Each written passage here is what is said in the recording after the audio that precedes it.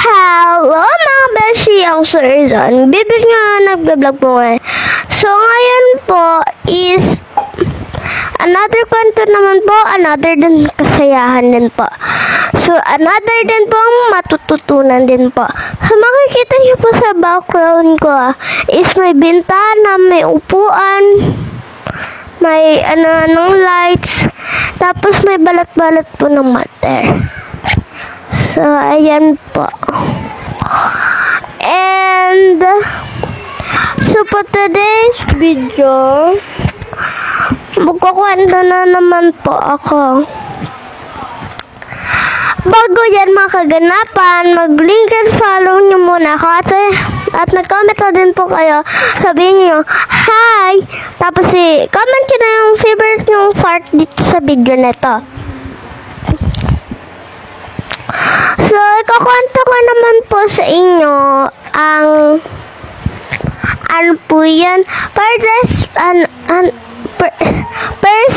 time pop school.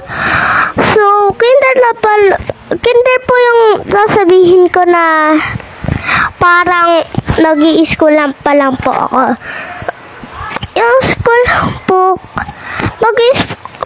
yung first time na school pa lang, okay pa naman, pero maingay lang sa classroom kasi may iyakan ng mga bata, okay lang po sa akin yun.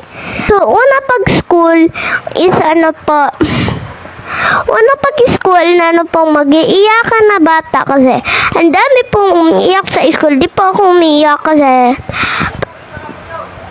alam niyo, pag first time na school, parang nawiwerdan ako. Parang kasi umiiyak yung mga bata na ang lalakas.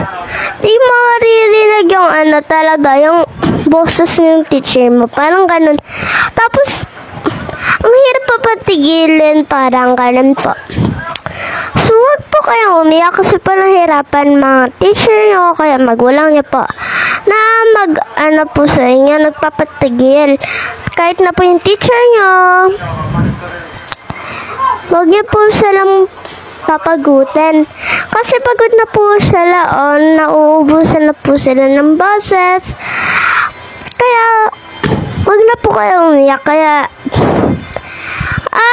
magpa-part 2 po tayo, guys! Please, comment for part 2 kung magbibideo pa tayo!